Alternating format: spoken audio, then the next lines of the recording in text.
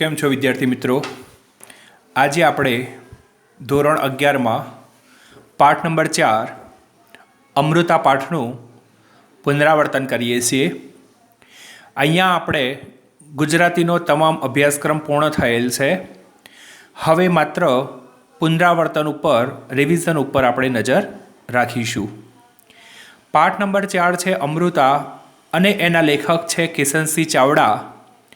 કિશનસિંહ ચાવડાનો જન્મ 17/11/1904 અને અવસાન 1/12/1979 થયેલો છે. કિશનસિંહ ચાવડા એક નિબંધકાર, નવલકથાકાર, વાર્તાકાર, ચરિત્રકાર, સંપાદક તેમજ અનુવાદક કિશનસિંહ ગોવિંદસિંહ ચાવડા, જેમનું ઉપનામ છે જીપ્સીનો જન્મ વડોદરામાં થયો હતો. તેઓ સુરત જિલ્લાના સચિન પાસેના ભાંજ ગામના હતા. તેમણે વડોદરા, ગુજરાત વિદ્યાપીઠ અમદાવાદ તેમજ શાંતિનિકેતન કલકત્તા ખાતે શિક્ષણ પ્રાપ્ત કર્યું હતું. મુંબઈની ફિલોસોફી હાઈસ્કૂલમાં થોડો સમય શિક્ષક તરીકે સેવા પણ આપી હતી. વડોદરામાં સાધના મુદ્રણાલયમાંની સ્થાપના કરી. પાછળથી અલમોડા પાસેના મિર્તોલા આશ્રમમાં નિવાસ પણ કર્યો હતો. જીવન શ્રદ્ધા અને જીવન માંગલ્યની ભૂમિકા પરથી રંગદર્શી માનસની અનેક મુદ્રાઓ ઉપસાવતું ચિત્રાત્મક શૈલીનું એમનું ગદ્ય ગુજરાતી ગદ્ય સાહિત્યમાં વૈયક્તિક પરિમાણ પ્રગટાવે છે. રેખાચિત્ર, સંસ્મરણ અને આત્મકથાના ત્રિવિધ સ્તરને સ્પર્શતા અમાસના તારા પુસ્તકમાંના પ્રસંગોમાં જીવનના અનુભવોનું વિધાયક બળ છે. જીપ્સીની આંખેમાં સંસ્મરણોમાં સુચારું આલેખન છે. તારામૈત્રક અંગત ચરિત્ર રેખાઓનું નોંધપાત્ર પુસ્તક છે. સમુદ્રના દ્વીપ જીવન વિશેના માર્મિક લેખોનો સંગ્રહ પણ છે. અમાસથી પૂનમ ભણી માં આધ્યાત્મિક લેખો પણ છે. તેમણે ધરતીપુત્રી નવલકથા તેમજ કુમકુમ અને શર્વરી વાર્તા સંગ્રહો પણ આપ્યા છે. હિન્દી સાહિત્યનો ઇતિહાસ અને કબીર સંપ્રદાય તેમના અભ્યાસ ગ્રંથો છે. કેટલાક સંપાદનો તેમણે અનુવાદો પણ તેમણે પ્રકાશિત કર્યા છે. તેમને નર્મદ સુવર્ણચંદ્રક પ્રાપ્ત થયો છે. આજે અમૃતા પાઠ છે એમાં લેખક પોતાની નાની બહેન પ્રત્યેના સ્નેહને પ્રગટ કરે છે. ભાઈના લગ્ન પ્રસંગે અમુની વેદના તેમજ અમુના લગ્ન ટાણે એટલે કે અમુના લગ્ન સમયે ભાઈની વેદના. જો શું કહે છે? ભાઈના લગ્ન પ્રસંગે બહેનની વેદના અને બહેનના લગ્ન સમયે ભાઈની વેદના લેખકે એટલી રસપ્રદ શૈલીમાં વ્યક્ત કરી છે કે વાચકની આંખ સહજ રીતે ભીંજાઈ જાય. અમુનો સાસરવાસ અને તેની બીમારી પછી તેની કાયમી વિદાય તો યાચકને અવાચક બનાવી મૂકે છે. કથાની સાથે અમુનો માતા પિતા અને પોતાની સાથેના સ્નેહ સંબંધને પણ લેખકે પ્રસંગોપાત ગૂંથ્યો છે, જે અમુના ચરિત્રને સરસ રીતે ઉઠાવ આપે છે. અમુનો પાંચિકા પ્રેમ એ પાંચિકા પ્રેમને કારણે પ્રગટેલો ભાઈ પ્રત્યેનો સ્નેહ, અમુના અસ્થિ વિસર્જન સાથે થયેલા પાંચિકા વિસર્જન અને ભાઈની વ્યથામય સ્થિતિ, આ બધું જાણે અજાણે ચિત્રપટ પર જોતા અનુભવતા હોઈએ એવું લાગે છે. તો આવો આપણે અમૃતા વિશે વિગતે સમજૂતી મેળવીએ છીએ. મારી નાની બહેનનું નામ તો અમૃતા, પણ સૌ એને અમુના વહાલ સોયા નામથી જ બોલાવતા. આપણા પરિવારની અંદર પણ કે આપણા પણ લાડકવાયા વહાલ સોયા નામ હોય છે. અહીંયા આગળ લેખકની જે બહેન છે એનું નામ છે અમૃતા, પણ એને લાડથી કે વહાલ સોયા નામથી અમુ તરીકે બોલાવતા. અમારાથી એ 3 વર્ષ નાની. હું 12 વર્ષનો ત્યારે એ નવની એટલે 9 વર્ષની. અમે ભાઈ બહેન ઉપરાંત જબરા મિત્રો. અમુ ગજબની તોફાની. હું જરા શાંત એટલે ફળિયામાં જરા કંઈક છોકરાઓમાં તકરાર કે ઝઘડા જેવું થાય ત્યારે મારા સામાવાળાને તો અમુ બાર બગાડી દે. ગંઠાયેલું શરીર, તંદુરસ્તીની ખુશ્બુ, નમણો ચહેરો અને તેજસ્વી ચકોર આંખો. અમૃતાની આંખો પર હું મુગ્ધ. એ આંખો એના સમગ્ર સૌંદર્યનું શિખર છે. એ તો હું જરા મોટો થયો ત્યારે મને ગમ પડવી એટલે ખબર પડી. પણ અણસમજણમાં મને એની આંખો બહુ ગમે અને એ આંખો ઉપર ધનુષ્યાકૃતિ રચી રહેલા એના ભવા હું પંપાળતા થાકું જ નહીં. પછી તો અમુ ના હોય તો હું મારા જ ભવાને પંપાળતો અમુને યાદ કર્યા કરું. અમુને જોઈને મારી નાની રાજુબા હંમેશા કહેતા કે કિશન, તારી બા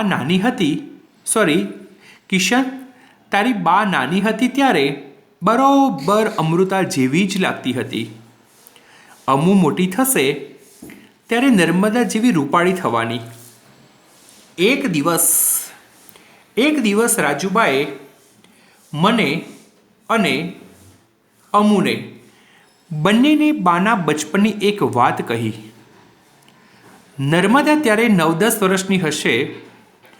હું બહુ માંદી પડેલી. કોઈને આશા નહોતી કે હું જીવીશ. તમારા નાના તો હતાશ થઈને રડી પડેલા. એ દિવસોમાં એક સંન્યાસી ભિક્ષા માંગવા આવ્યો. નર્મદા એની ટેવ પ્રમાણે બંને મુઠ્ઠીઓમાં બાજરી ભરીને દોડી. એની ડોકમાં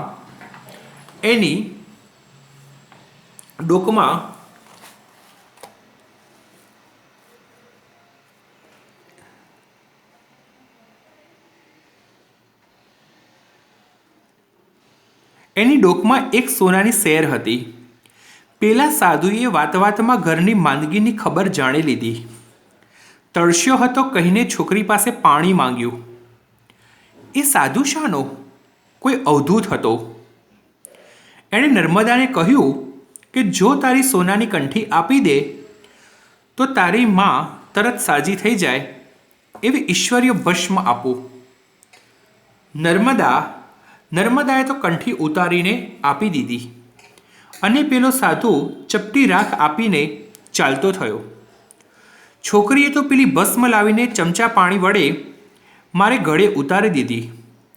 ભગવાનને કરવું કે ત્યાર પછી વળતા પાણી થવા એટલે કે પરિસ્થિતિ સુધરી ગઈ અને હું સાજી થઈ.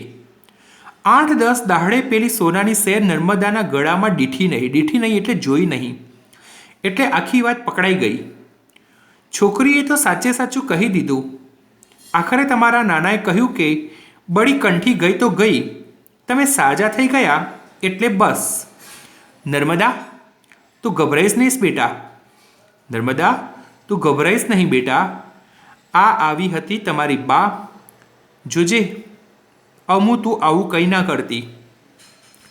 તે દિવસે સાંજે અમે મોસાળથી બંને જણા પાછા ઘરે આવ્યા.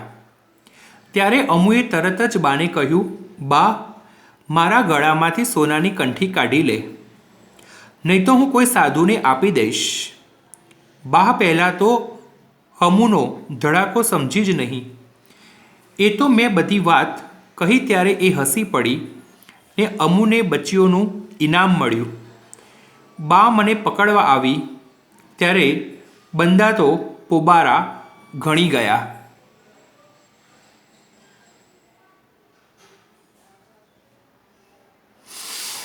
અમુએ પાંચિકાનો બહુ શોખ. પાંચિકા એટલે પથ્થરના 5 નાના ટુકડા. એ રમત પાછળ એ ગાંડી. કલાકોના કલાકો એ રમતા થાકે નહીં અને રમવામાં પણ એક્કો એટલે હોશિયાર. એ વખતે અમારા ફળિયામાં એક મારવાડી કુટુંબ અમારા બીજા ઘરમાં ભાડે રહેતું. એના વડીલ ભૈરવ કાકા રાજમહેલમાં કામે જતા. ક્યારસ પહાણ ટાંકવામાં એમની જોડી નહીં. ટાંકણું તો જાણે એમનું બાળક અને હથોડી જાણે એમની દાસી. એ ભૈરવ કાકા એક દિવસ બાને માટે આરસનો સુંદર ખલ લઈ આવ્યા. આરસ પહાણ ટાંકવામાં એમની જોડી નહીં. ટાંકણું તો જાણે એમનું બાળક અને હથોડી જાણે એમની દાસી. એ ભૈરવ કાકા એક દિવસ બાને માટે આરસનો સુંદર ખલ લઈ આવ્યા. બા તો રાજી રાજી થઈ ગઈ. તે જ વખતે અમુએ ભૈરવ કાકાનો હાથ પકડીને આરસના પાંચિકા લાવી આપવાનું વચન લઈ લીધું. બીજે દિવસે સાંજે અમુના સુંદર કૂકા ત્યાં આવી ગયા. બસ ત્યારથી ફળિયાઓની છોકરીઓમાં અમુનું નામ થઈ ગયું. એટલું જ નહીં, એની આબરૂની મહત્તા પણ વધી ગઈ. ધીરે ધીરે અમુએ રમી રમીને આરસના કૂકાને વધારે સુવાળા અને ચળકતા બનાવી દીધા. એ કૂકા તો જાણે એનો પ્રાણ અને પાંચિકા એ રમે કેવી. એકવાર 4-5 એની બહેનપણીઓ સાથે એ અમારા ઓટલા ઉપર કૂકા રમવા બેઠેલી. બીજી છોકરીઓના કૂકા તો થોડી જ ઊંચે ઉછળે અને એમાંય ચૂકી જવાય. પણ અમુનો દાવ આવ્યો કે થઈ રહ્યું. એનો કૂકો બહુ ઊંચે ઉછળે અને કૂકાની સાથે એની આંખોની કીકી ઊંચે ચઢે. કૂકા સાથે પાછી દૃષ્ટિ નીચે ઉતરે. એક તો અમુની આંખો ચબરાક. તેમાં આ કૂકાની રમતે એને વધારે અણિયાણી બનાવેલી. એ ગુસ્સે થાય ત્યારે એની ભ્રમરો એવી ચઢે કે બા બિચારી તરત નમતું મૂકી દે. અમુને એના આરસના કૂકા અતિશય વહાલા. એને 9 વર્ષ પૂરા થયા અને 10મી વર્ષગાંઠ આવી ત્યારે બા પાસે અમુએ પોતાના કૂકા માટે મશરૂની કોથળી કરાવેલી. કૂકા તો અમુનું અમૂલ્ય ઘરેણું, એની મોંઘી મિલકત. મને 12મું વર્ષ ઉતરીને 13મું બેઠું. અમારા ઘરમાં ત્યાર પછી તરત જ ધમાલ શરૂ થઈ. અનાજના કોથળા આવવા માંડ્યા. હું નિશાળેથી આવું ત્યારે બાની મદદમાં ફોઈ, માસી, મામી બધા હાજર હોય અને અનાજ સાફ સફાઈ ચાલતી હોય. એ તો ધીરે ધીરે મને ખબર પડી કે મારા લગ્નની તૈયારીઓના પાશેરામાં પહેલી પૂણી હતી. પાશેરામાં પહેલી પૂણી એટલે લગ્નની શરૂઆતના દિવસો હતા. લગ્નનો દિવસ જેમ જેમ પાસે આવતો ગયો તેમ તેમ ધમાલ વધતી ગઈ. મારું મહત્ત્વ ઘરમાં વધતું ગયું. આ વાત અમુને નવી લાગી, કારણ કે અમારો બંનેનો પહેલાં જેટલો સાદ સથવારો હવે ન રહ્યો. ધીરે ધીરે એ ઓછો અને ઓછો થવા માંડ્યો. અમુ અને મારી વચ્ચે વહનની રેશમગાંઠ એવી તો સજ્જડ બંધાયેલી કે અમે બંને આ નવી પરિસ્થિતિ સહી ન શક્યા. પણ અમુ તો મારા કરતાં વધારે ગુસ્સાવાળી એટલે એનો ક્રોધ તો અનેક રીતે પ્રગટ થતો ગયો. એની અરજી બાએ હસી કાઢી એટલે બાપુજી સુધી પહોંચી કે ભાઈનું લગ્ન બંધ રાખવું અને પરણાવવાની આખી વાત જ કે ઉડાવી દેવી. પણ બિચારી અમુનું કોણ માને?